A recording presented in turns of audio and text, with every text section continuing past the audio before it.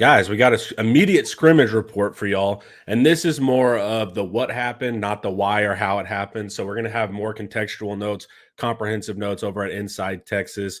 Look for those later in the evening or tomorrow or something like that. So we're just going to tell you what happened, and we don't need to speculate on anything past that. But go over to InsideTexas.com, guys. You can get Inside Texas for $1 for your first week. As a bonus, your membership includes a complimentary year to The Athletic.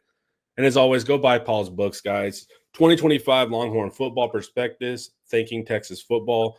All the links are in the description. You can get the physical or the digital. You know you want to read it. All right, rapid fire, Eric. First things first, everyone wants to know injury reports, man. What happened? Yeah, a couple guys were on the ground. People holding their breaths for Cole Brevard, defensive tackle, hurt earlier in the scrimmage, and then Nick Brooks a little bit later on. They were down on the carpet for a little bit, but it sounds like they're just being precautious with them. Brevard, I believe, came back. But on Brooks, we're still going to monitor that one. We don't think it's serious, but I'm sure they'll run some tests. We'll have more information on that. Right now, I don't think there's anything reason to be too worried. A lot of fans, they go to WebMD and they don't leave until it tells them they have cancer. Yep.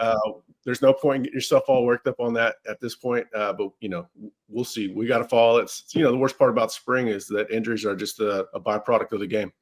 Yeah, we'll know more about that shortly. So the exciting part, though, man, Arch Manning, not a perfect day. Don't read too much into Arch. Arch nailed it, but he made some nice connections to a certain receiver. So what's going on there? Yeah, we'll have a more full breakdown of his day today, or in the morning, in the more comprehensive breakdown. But him and Ryan Wingo were making up for lost time. Wingo's missed most of spring, or not spring. He's missed most of August camp after missing almost all of spring. And so we're anxious to see how those two connect. They had 3 touchdowns today. That's exactly what you want to hear. Of course, that's coming at the expense of somebody. I know he got one on Kobe Black, but Wingo looked really good. He hasn't played a whole lot in between spring and now, but every time he's full strength, he's putting on a show. So Wingo looked good. Also, Parker Livingston had at least 2 catches that each went over for 20 yards. On one play, this is encouraging. At one play, it seemed like they audibled at the line of scrimmage. They were both on the same page and made a big connection. So Parker Livingston had a really good day. DeAndre Moore, a bit quiet day, but those were your 3 starters at wide receiver. Yeah, I thought that was an interesting note. And you also pointed out that we didn't know if Mosley participated today. So that's kind of interesting in the room. Seeming like right now Livingstone has the upper hand, right? Yeah, I think, man, based on everything, unless they're going to pull a switcheroo later in camp, which I don't think they will. It never really made sense to me that Livingston wasn't going to play this year or start. Even though I know Mosley was very productive, I just think that they're different levels of athletes and have different upside. Now Mosley's a very fine player. Can't knock him at all, but man, Livingston just has that extra gear that Sark loves to take advantage of. But he also does the small things right. He hasn't proven it yet on the big stage. Like Mosley got a lot of playing time last year, but I think Livingston has all those traits as well. And he's having every time he has a big practice block, he does well. He gets better every time, and he's impressing a lot of people. I think he's in line to have a pretty big year. I got to keep repping it. Livingston. I keep going with the stone, man. It should be Stone. Goodness gracious, but no. If I talk to him, I would tell him, I'm like, come on, man. There's no need for this trickery. It's like Hayward Howard. It should be Howard Hayward. It should, man. But it's a wonderful Southern name, so I allow it. Okay, backs. Good thing with Cedric Baxter. It seems like braces off, able to get in the mix a little bit. Yeah, we heard he didn't have the brace on, but I want even further confirmation on that. I trust the source for sure. They know what they saw, right? Either he had a brace on or not. But I still want to hear it because he's had brace. He's had that cumbersome brace on all of practice so far. But that's a good sign. He's ahead of schedule, we think, and he was running hard. He had a goal line touchdown today. He's got that size. So you've got that little thunder lightning dynamic between him and Trey. They're the ones, Trey goes out there first, but it's really a 1A, 1B thing. And then behind him, of course, you got Gibson and Clark that they're doing they've got their little tandem as well. But yeah, everything we're hearing on Baxter is good. And, I can't see them not playing him a fair amount in Ohio State. I just don't think he would be getting this many touches in practice. Because he's taking reps from Gibson, right? He's taking reps from Clark. I just don't think they'd be devoting this. Obviously, you want to knock the rust off, but I don't see them playing him this much this early in camp if he wasn't going to play a pretty foundational role against Ohio State. But we'll see. For sure. And a couple more quick notes on offensive skill players. We learned a little bit about Butler and freshman Khalil Lockett. Yeah, Butler, one thing I noticed, his play speed is exceptional. We talk about the time speed. Ryan Nibbler, of course, has that. Parker Livingston has that. But when you just watch those guys out there, it doesn't seem like anybody moves faster than Butler, and he gets open with ease. The problem is he's having trouble converting the catch. And of course, you got to be reliable at wide receiver. You've got to look at all the big plays that Matthew Golden made last year. You got to go make plays for the quarterback. And right now, I think Butler's he's being a little bit inconsistent with that. And there's some carryover from what we heard about him in the spring. Lockett, we're hearing his name more and more. The last few practice reports on IT, we've discussed him. He's getting some reps with the ones. I think Michael Terry even got some reps with the ones as well. But Khalil Lockett, outside of Dalen McCutcheon, I think Khalil Lockett is the most ahead. And of late, now McCutcheon caught a touchdown today from KJ Lacey. But of late, we're hearing more about Lockett with the ones. Now, that's probably to help spell Wingo. You don't need to see I guess you need to see 3 touchdowns from Wingo, but you don't need to see him out there any more than that. And I think Lockett is right now. It sounds like Lockett with Mosley out was a primary beneficiary. Cool. All right, guys, before we keep going, let's hear a word from our sponsor, Laura Baker. Hi, I want to tell you about Laura Baker. If you're looking for a new home in the 512 or even at this point, let's face it, 737 area code, there's only one number to call. That's Laura Baker at 512-784-0505. As a member of the elite Andy Allen team with Keller Williams, Laura has helped Longhorns find the home of their dreams in Central Texas. Just ask our resident sex symbol, Ian Boyd, who moved all the way from Michigan to Texas with Laura's help. Laura can help you find what you're looking for in the 512, the 737, or even parts of the 254 and the 210. Just, give her a call at 512-784-0505. Her email is in the description as well as the rest of her contact details. She's a friend. Give her a call. All right, jumping over to defense, we're going to talk defensive backs. And we've been hearing good things all week about Manny Muhammad, but it seems like another good scrimmage from him. Yeah, I love everything I'm hearing about Manny. Now, today's practice was a little bit different than what we'd been reporting on because recently we mentioned that he's been making plays in zone coverage, having the ability to get his eyes on the quarterback and kind of see the whole field in front of him. It's a lot harder to make plays on the ball when you're in man. You got your back to the quarterback. But today he's playing tight up against the line of scrimmage and just everybody was having trouble getting separation from him. So he's continuing. He's having a really, really good camp. Of course, we're anticipating a big year from him, and this being his final year at Texas. And I think he's headed for that breakout that most of us foreshadow. I think a lot of us thought he was going to have that breakout eventually in high school, but when we got to see him as a freshman, he played a lot, he played well. Had some bumps last year. I thought he played better than what commonly is believed. Look at the Ohio State game for reference, but I think he's headed for a national breakout. Yeah, and these are the type of notes you want to hear that generally do correlate with that occurring. And then we had Taff in a non-contact jersey. Eric's rampant speculation from you, please. I think my rampant speculation is that he's just too valuable. He's kind of the guy that you can play the younger guys with him. You can mix and match so many different guys out there, and he can kind of coordinate from the back end. I think that's, he is that coach on the field. Stereotype notwithstanding, who cares? It's stereotypes for a reason.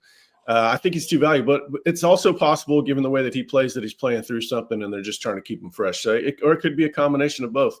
But yeah, he played star, but the first star was exactly what I wanted to hear. My rampant speculation all offseason was it would be Jelani McDonald starting at star this season, at least in that first game against Ohio State. Now we're still not sure that's going to happen, but Jelani was out there first. And when Taff was at safety, Derek Williams was there. And sometimes Taff would go to nickel and Jelani would go back to safety paired with Derek Williams. So it sounds like there's increasing trust in Derek Williams' health. And they're still working through star. Now, this is probably the first time since the day before he committed to Texas that we haven't mentioned Grayson Littleton. I didn't hear anything about him. But I don't take that as a negative. I do think that they want experience in that very first game for obvious reasons. Ohio State's got a very different, very dangerous passing group or receiving group, and you're going to want a veteran out there, especially in that environment. And that the shoe's going to be crazy. So I think it's going to be an experienced player. I think it should be McDonald, and we'll see if it ends up that way. But after hearing Michael Taft's name a lot more in previous practices, we heard McDonald a lot today. Yeah, Grayson Littleton, man, bring him along, right? Like you hope by the end of the season he's exactly what you need versus that kind of 11 personnel slot receiver. But yeah, Jelani McDonald for now. Yeah, it's one thing to impress in practice and in the program and in workouts and doing everything right and being accountable and always on time and punctual and all these things. But it's another thing to actually be ready for live bullets against Ohio State. And so, I want to see Grayson Littleton a lot in September, and I want to see him on special teams on August 30th. For sure. And then a couple of random notes. You hit one with Lacey, but we'll go through it. Brandon Baker at right tackle had some penalty issues today, channeling Cam Williams in the right tackle position. Yeah, good news, bad news. There's no drop off at right tackle. No, I mean, it's Colin Simmons lined up across from him. I think everybody gets a little jumpy when they see that. We've seen that on all this. Lawrence Taylor used to get that benefit all the time. People would jump off sides in anticipation of that quick first step. You have to. Yeah, you have to try to time it as well as him. So you'd rather that happen now than that first scrimmage, and hopefully next scrimmage next week we're going to hear about that being more a lot cleaner. He's still a young player, but it happens, and I don't think he's going to have 14 penalties this year like Cam Williams did. Yeah, highly unlikely. That'd be hard to do. And then quick little quarterback notes. Caldwell, you mentioned Lacey, but what's going on with the depth in the quarterback room? Yeah, well, I mean, despite all the connections with Wingo and Livingston, I think Arch had a little bit of an up and down day. We're going to go in a greater depth about that. Trey Owens, a little bit up and down as well. Caldwell did have a long drive, but again, this is where context matters. Who was he going against? Was it against the third team? Okay, it matters a little less. Second team, that would mean a little bit more because we're waiting to see if he's going to actually become quarterback too. And then Lacey had a couple good passes. One of them a touchdown to Dalen McCutcheon, like everything we're hearing about Dalen. But, if Lacey's out there, there's probably walk-ons on the field as well, because it's not really going to go to a full fourth team. But I think quarterback's in a good spot. Obviously, they're not going to win a national championship without Arch. They just need to find a guy that can help them win. If you can beat Arkansas, go, all right, that's good. If you can maybe beat A&M, hey, that would be great too. So we're trying to see what the expectations should be with the backup quarterback. Right now, I feel pretty good. I think they're right on time. Cool. And then finally, some special teams news. New transfer kicker Mason Shipley missed a field goal. Yeah, he went wide left, but I think he was from distance. It might have been just one of those, hey, get him out there. Let's see how – if it's from the distance, I think, like over 55, and it was wide left, okay, I'll take that, right? We'll take that rather than it was short. So – I'll get more context on that missed kick, and I think Will Stone missed one, but we don't expect Will to be a field goal kicker this year. We're not going to learn a lot about special teams otherwise. It's a very quick whistle on punt and that sort of thing. Sometimes they don't even do punt or kickoff, but they work special teams a lot. Not going to hear a lot about that outside of the kicks. And I got asked about special teams the other day and kicker in general. We're not going to know how that guy reacts until that first kick against Ohio State. Now, Ohio State had a pretty decent kicker last year. What happened when they played Michigan? He melted down. Okay, he had three meltdown misses. That's always a threat to happen with kickers. We're going to have to learn about Mason Shipley together. So, just from your wisdom of following practice for all these years, scrimmage one, what do you expect? Do you expect the defense? Sark said the defense is ahead. What do you expect to kind of hear whenever you're getting your more comprehensive stuff in the coming hours? Yeah, I'll hear, we want to hear more about the defense. I'm going to care about the situational work. What was were they going between the 20s at the time the plays were being made? Were they in the red zone when times were being played? Were they going up tempo, which, that could discombobulate the defense if that's the case? Was it team run play? There's a lot of different things. You want to know how the plays were being made. That's going to tell you sort of where the head was of the defense, right? If it's play action and run, and they're biting on the run, that's not necessarily the greatest thing because those are the only two options. So we want to know the context of it. I want to know how many plays. I want to know if it was ones versus twos, all that. Was it good on good? If Parker Livingston's making a play on the number 4 corner, okay, that's good. It's not quite as good as going against Manny Muhammad, that sort of thing. So that all that stuff matters. And then, I want to hear what the coaches told them. Were the coaches happy with the effort, the energy? Was it overall clean? Based on what I've heard, I think it was. I want to hear more, but I think right now it wasn't the cleanest scrimmage we've ever heard about.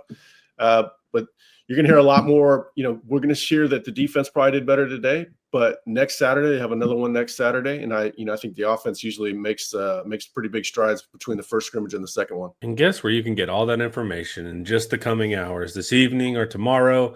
You guys need to join Inside Texas. You'll have all that context you need, who was playing against who. and then you guys can panic properly if need be. Guys, it's only $1 for your first week right now, and as a bonus, your membership includes a complimentary year to The Athletic. As always, you guys need to buy Paul's books. All the links are in the description. Go check it out. Eric, thank you for your time. Viewers, thank you as well, and have a wonderful Saturday. Peace.